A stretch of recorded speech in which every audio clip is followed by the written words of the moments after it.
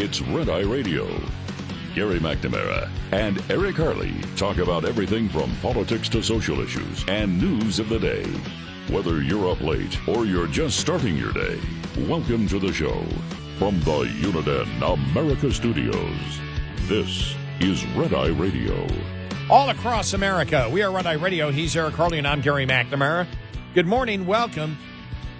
Oh, just so you know, I did get a couple of emails over the, last 24 hours. I don't know exactly when it happened, some of our listeners. You guys haven't talked about the fact that Nexstar and Sinclair crumbled and put Kimmel back on the air. Yeah, you're right. Yeah. We didn't because, I want Kimmel to be out there. Yeah, I don't want to shut up anybody on the left.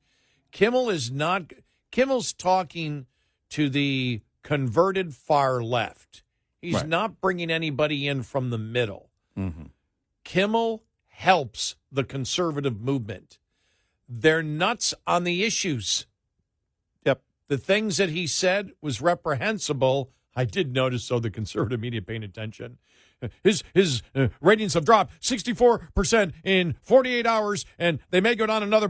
Well, we know they are. They're going to go back down to nothing. They're going to go back down to what they were. Yeah. Maybe even less. Right. Last thing I want to do, why would anyone on the right ever want to shut up anyone who makes our job so much easier? Well, he wasn't a big deal to me when he was on the air before it happened, and it's not a big deal to me that both of those ownership groups decided to put him back on the air. It's their real estate. They can decide what they're going to do with it. Mm-hmm. And that's fine. That's up to them. It doesn't affect me one way or the other. I'm not interested in anything, in late night TV because I have a late night radio show I got to get ready for. But I'm not looking. I don't need anybody on the left to be stifled by anybody. In fact, let them say what they're going to say, whether it's Keith Olbermann in his mom's basement or Jimmy Kimmel on what's left of ABC TV. I guess you read that thing in the New York Post on him. What? On Olbermann. Apparently, he lives with his sister. We talked about it last week a little bit about one of his former coworkers. Yeah, they're worried about him. That said he's losing it, and it's funny because the still shot they used in the New York Post, of course. He just looks like he's just out of it. But he's always looked that way to me. And but I see that in all of them. All of them that no longer have a media home, and they're all doing their own podcast, whether it's him or Chuck Todd or Don Lemon or any of them. Don Lemon. My God. They think they're breaking ground by doing a podcast. Well, welcome to the 90s, guys. Everyone has a podcast. And it's it's this whole thing of this self-importance. But I don't want any of them to be stifled. I don't want any of them to stop talking. Just the opposite. Please make all the noise you want to make. I do think that I guess it would be psychologically. I'm really interested in, the incredible anger and where that comes from. Like an Olbermann who's always angry, and his colleagues were saying that. Yeah. That he just was, it's very hard to deal with every day. Very hard to deal with. Yeah. Each and every day. And you're just like, where does this insane anger come from day in and day out? it's something that you and I talked about when it comes to hate. And we've all often said, hate is really, I can passionately disagree with someone. Passionately. I can dislike someone. I don't hate anybody. No. Why would I invest so much of me into what it takes to hate someone else? But even if you take the hate aside, anybody who listens, I have had we've talked about in our career the number of liberal bosses we've had. Yeah. I had a liberal boss who once hired me. It was a local station, but national search for a talk show host. Mm-hmm. And he was I guess maybe I'd say more old school liberal than modern liberal today. Insane liberal today. Mm. And I said, "Why'd you hire me?" He said, "Because your audience likes you." Yeah. I said, "What else?" He goes, "Your audience likes you. I can hear it on the phones. When you talk, everybody, it's the conversation back and forth. Mm-hmm. You can tell initially before they get in the conversation, hey, what's going on? You can tell they like you." Yeah, right. And, well, great. It got me the job. But yeah. I've never faked that. It's not fake. I like people. I like people a lot. People who need people are the luckiest people.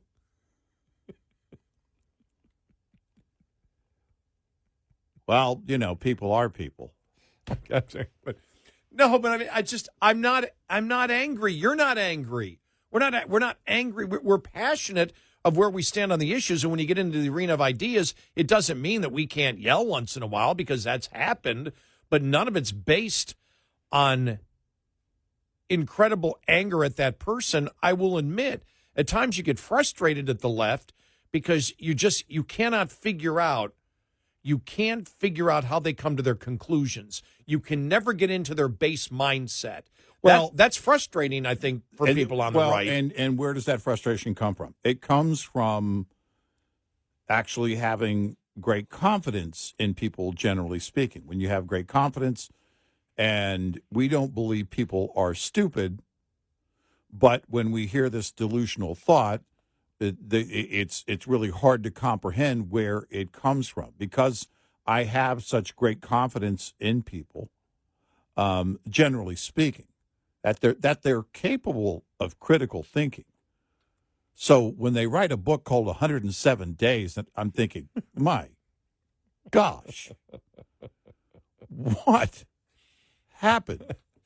What happened? Well, I think one of the things is, and because okay, we're 2 days away. October 2nd is 36 full complete years in doing talk radio. I'll be entering my 37th then, which would be Thursday. Okay, Thursday show. Yeah, that's why I had to look and say. I've just, it's just, I've been passionate about the issues and where I stand. But when it started the first time I gave an opinion and the name calling started, because I never started the name calling. Your talk show host, you get attacked more than you actually attack individuals. Mm-hmm. You may attack an idea or a group of people saying, well, they're nuts over there. They're thinking that. But when it came to the labeling of fascist, racist, things like that on issues that had nothing to do with racism or fascism. Right. And it wasn't until, years later that, and I know you went through the same thing as I did, you went, oh, they're the ones that practice identity politics. They're the ones that judge people by groups, so they believe we do. They're simply, you learned about projection. They're projecting out their feelings towards you. If they think that way, you must think that way. And as we've said, the institutional racism in this country is on the Democrat side because they practice identity politics where they judge people by groups and not individuals. Well, I don't know. If I was in that mindset and I thought that way, does that create a hatred and an anger at other people? I don't know. I can't get into their head. It's still something that I'll probably go to my grave with, and that will be the frustrating part, not understanding why people are so angry when we live in such a great society of freedom and opportunity. And and it does come back to what I've said before, jealousy and envy. I think there's jealousy and envy. I think, a lot of it comes from indoctrination to the point that people bought into and still buy into the idea of, if you're talking climate change, the world is going to end.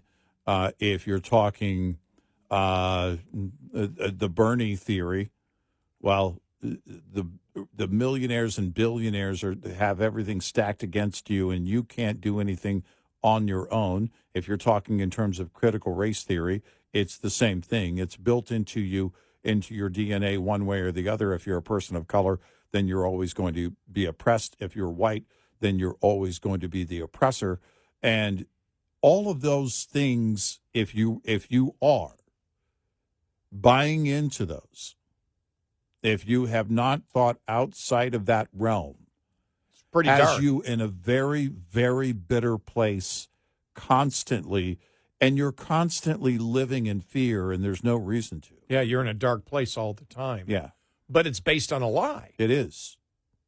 There's zero reason to live there because it's not the truth. It's not reality. And we've asked that question, Eric. We've, for example, and we use Michael Rappaport, the actor, because he was always furious at the right. Oh, man. Always. He was very angry. He was livid at the right, livid at the right, livid at the right. And one time however his transformation happened, he said, okay, I'm going to find out. I keep hearing about Charlottesville. All right, I'll do my research this one time.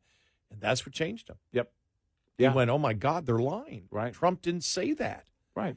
And then he felt the anger that he has is now directed at the left. And I guess it would be a combination of you're furious that you were lied to, but you're furious that for years you never did any fact checking to find out you were being BS'd. Right. And so at that point, you also feel manipulated by the people that you once supported and probably gave money to.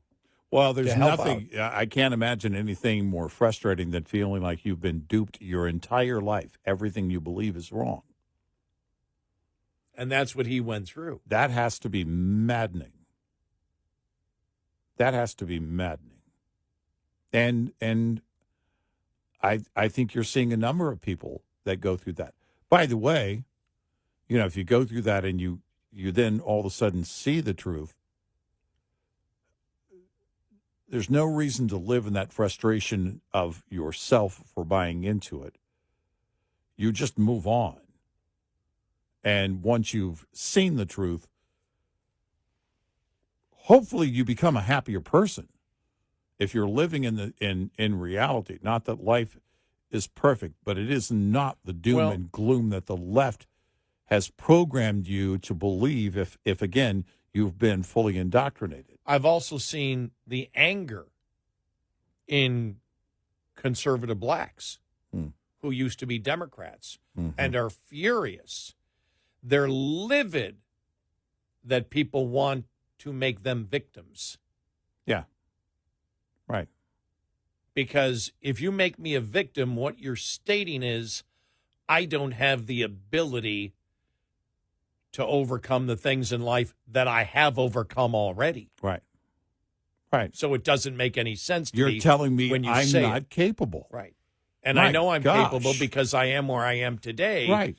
Because of my work ethic, my character, yes, my capabilities, my talent. Right. So I can do it, and you're telling me I can't, and I have, and then you call me all sorts of names. Right. Uncle Tom, whatever. Right. Based on it, and that fury comes across because they at that point also know they're being lied to. Yep. 866-98-RED-EYE. This morning's USDA Farm Report is brought to you by House Products. Tested, trusted, guaranteed since 1920. Gardeners, getting the garden ready for overwintering and in good shape for next spring? What are some things to consider? Cynthia Domangini of Kansas State University Extension offers advice, starting with, if you have a large area, consider looking at cover crops. Some cover crops can be planted early fall time. That's a great way to protect your soil through the winter and contribute nutrients back into the soil for your spring planting. Then there are the basic fall prep tips for getting a garden ready for overwintering to keep in mind. Start cleaning up plant debris to prevent overwintering diseases and pests. If you would like to grow bulbs, planting those in the fall is important to get them to bloom in the spring. Some people have good intentions and they buy the bulbs, but they don't get them in the ground in time and they miss out on that spring blooming. I'm Ron Bain reporting for the U.S. Department of Agriculture in Washington, D.C. This report brought to you by Cenex Fuels and Lubes. We'll be right back with more Red Eye Radio with Eric Harley and Gary McNamara.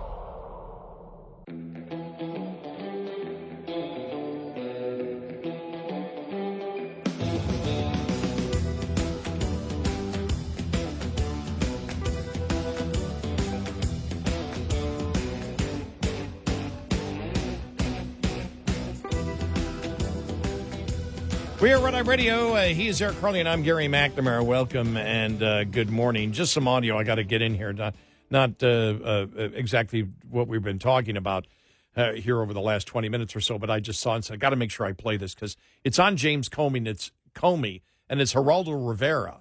So I figured he'd be blasting Trump. Yeah, right. Right, yeah. Talking about Trump and James Comey. Just the opposite.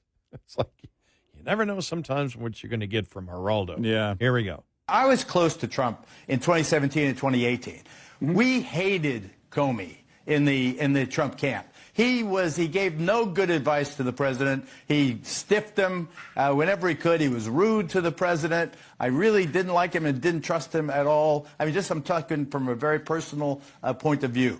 And I thought that he tortured the president. And then with the Russia collusion baloney, and that's the kindest pejorative I could use.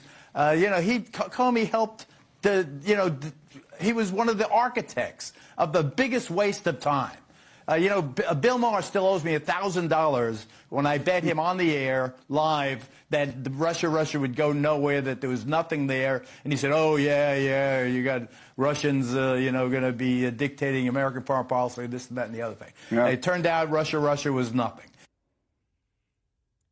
Yeah. Wow. Wow. All right, then. He should have said hoax, and the biggest political scandal in American history that was created by the Democrats and Hillary Clinton. I would have liked to hear more of that, but I also would like to see if he collects his $1,000 from Bill Maher. Oh, yeah. Let's, in fact, have Bill have Geraldo on your podcast. Come on. Yeah. Let's talk about it. About that. Because it's relevant because you can talk Comey. Yeah. You fell for it. Yep. He's big now and saying, we got to look for what the truth is. Well, you didn't look for it back then, did you? Right. Exactly. And also the fact is him and identity politics. Yeah. We've also often gone after Bill Maher. He conveniently makes it sound like he's always been against identity politics. Well, and he has not been. It's part of trying to walk that line that, so he can still pretend he's an independent. Yeah. It doesn't work. No, he's not. He's not. He's a liberal.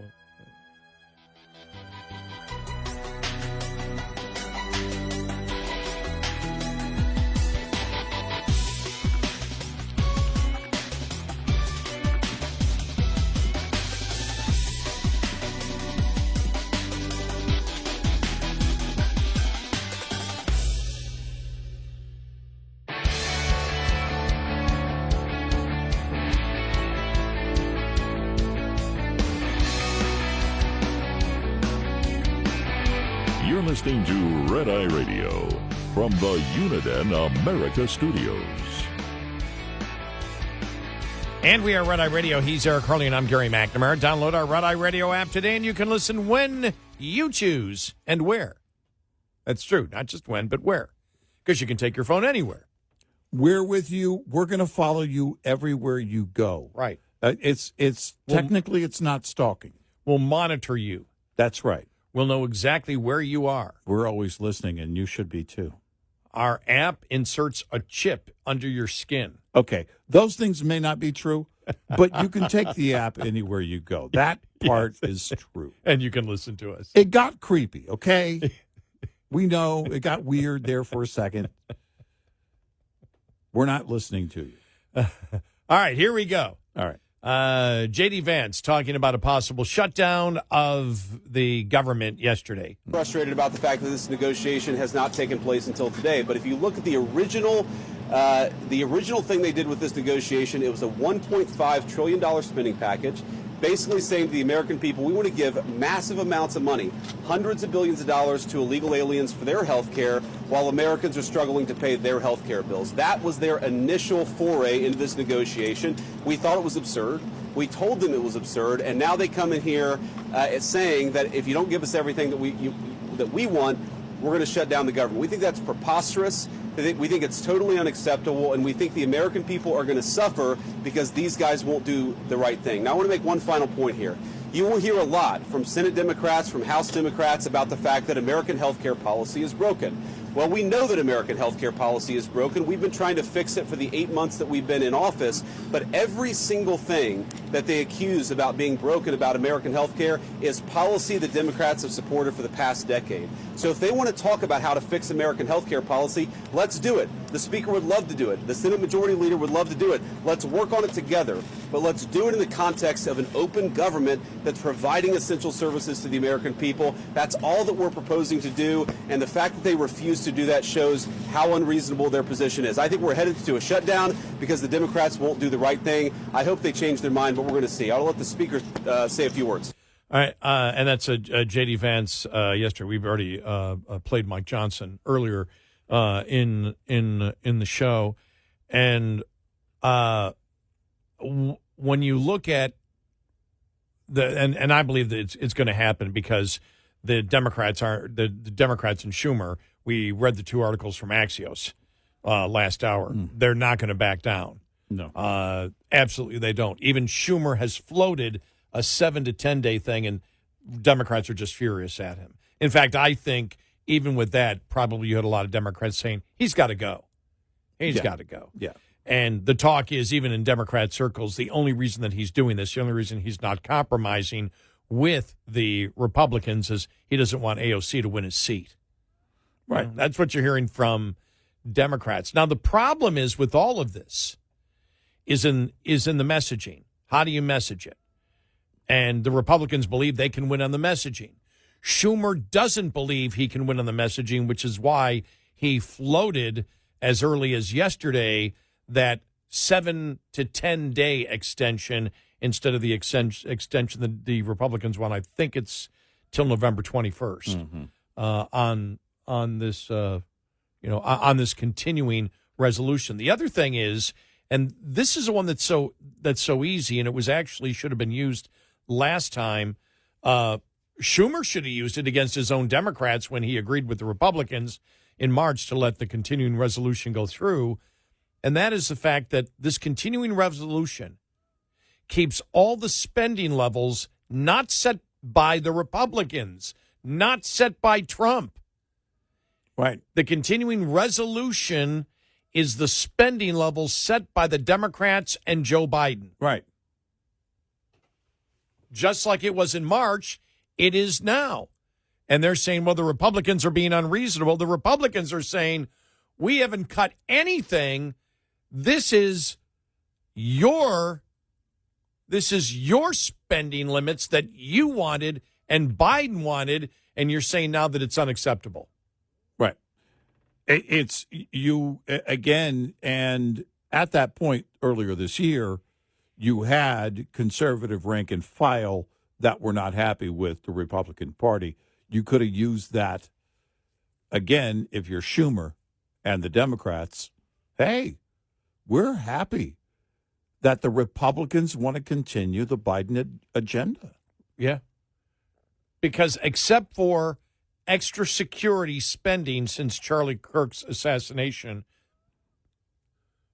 for members, in the federal government, Right. there is nothing partisan that the Republicans put in this. Democrats aren't saying that. And when Democrats say, no, this is unacceptable, what they're saying is the Biden and Democrats spending levels from last year are unacceptable. Right. It's not the Republicans. Right.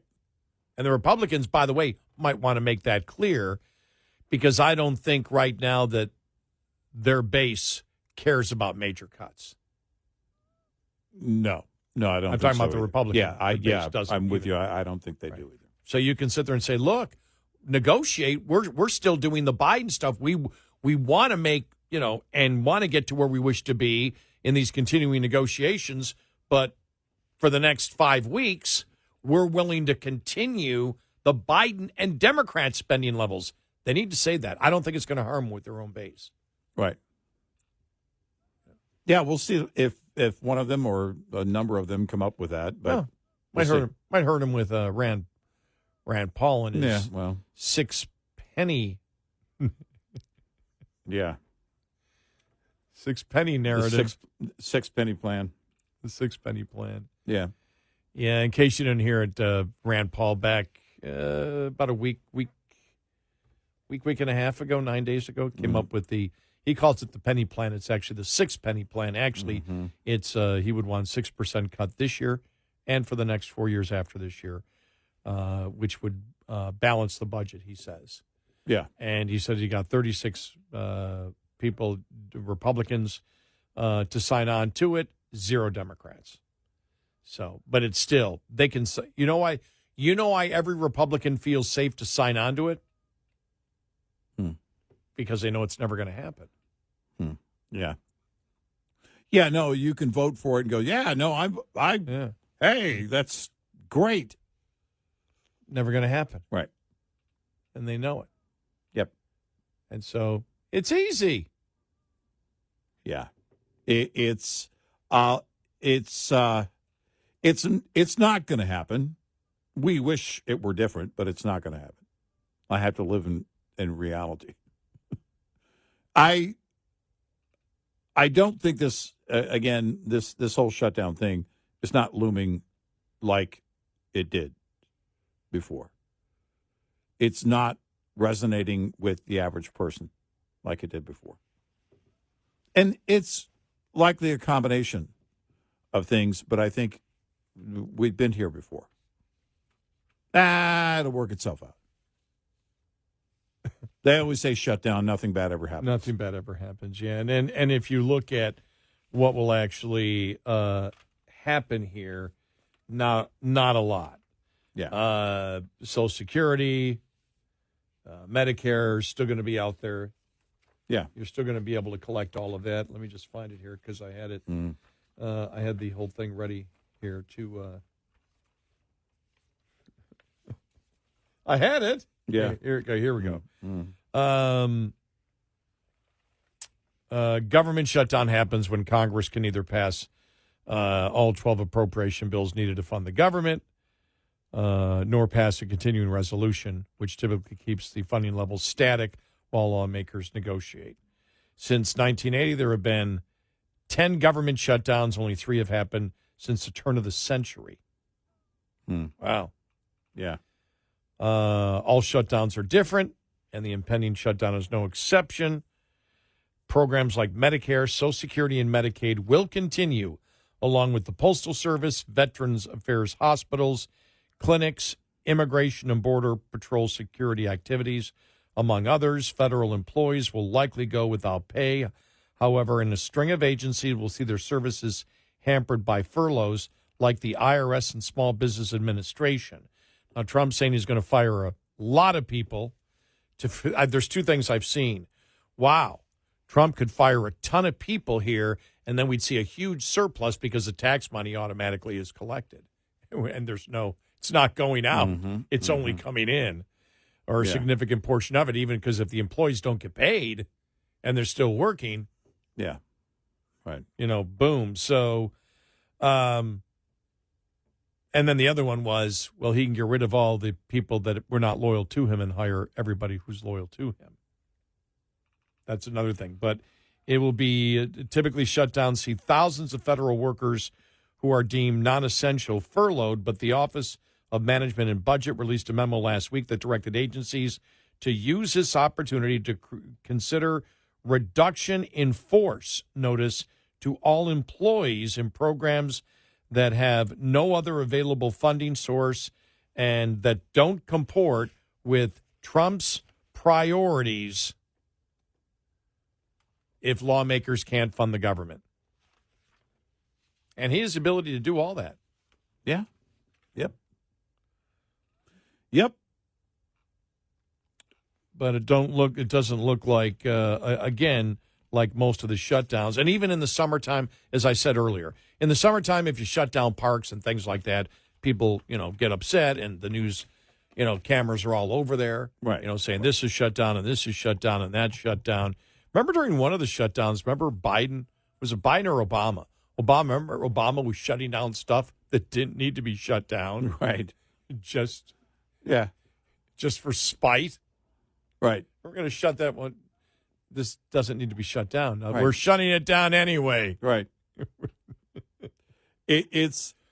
But again, that's back when it was a much bigger political football. I just don't think it is today. Yeah, that was real like messy. Yeah. It's not. Now, there are so many things on the plate. And the fact that we've been here so many times, people go, wait a minute, next week it'll be over. It'll be done. They're not going to let it go for long. And I guess the last one that lasted for any amount of time was during Trump's first term. And remember, he stayed at the White House at Christmas time. Oh, yeah. Remember that? Yeah. Here's what Hakeem Jeffries said. Here's a quote. We are ready, we are willing, we are able to find a bipartisan path forward and reach a spending agreement that actually keeps the government open. What we will not do is support a partisan Republican spending bill. Is that the truth? Complete lie. Yeah. It's a complete lie. It's the Democrats and Biden's spending bill that they are extending again, yes. the Republicans. Right. It is not a partisan Republican spending bill. Right. When they have to lie up front about it, because there's two lies. That's one of the lies, and the other lie is they've got the majority, they could get it passed. And everyone's been confronted with that. I go, well, that's not the case. And they just move on to something else. It's like, let's throw out the lie, and then when we're confronted, just pretend we never said it and move on to a different direction. Yeah. That's pretty much it. Yeah. They haven't thought it out a lot. Well, no. They're used to, there was a time when they weren't called on their lies at all. Now they're called on their lies at every turn. And so they've just become conditioned to, all right, if I'm called on the lie, I'll just change directions. I'll redirect. Redirection is the new lying. It's the new remedy for lying. Omission and redirection. That's it. Yeah. There was an article I read yesterday on the mainstream media just omitting. It's like their new lies are just omission of the truth. Right. We'll just cover half the issue. Right. 866-90 Red Eye. Coming up, more with Gary McNamara and Eric Harley. It's Red Eye Radio.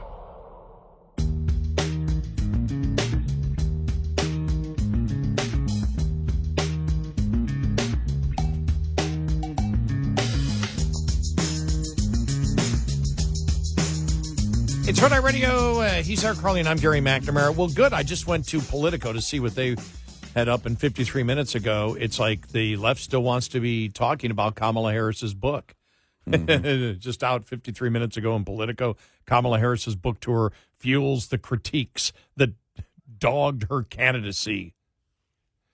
Democrats aren't eager to relitigate 2024, but Harris allies see a familiar double standard shaping the reception to her book. How many people have bought her book, I wondered? I'd like to know what the sales counts are. Those can be manipulated, but I would like to know. Well, who would buy it? I don't know. I mean, the promotional copies, I'm sure, were sent so they could give the buzz. I mean, the media got we didn't get our promotional copy. No, we didn't. No, we did not. She realized we wouldn't read it for free. Yeah. Yeah. Well, you couldn't pay me. You couldn't pay me to read that book. But they're just blasting her in this article, too. Yeah. I had thought, I've said over the weekend, I went, I've heard nothing about Kamala. Maybe it's done. Yeah. Nope. Nope. Not over.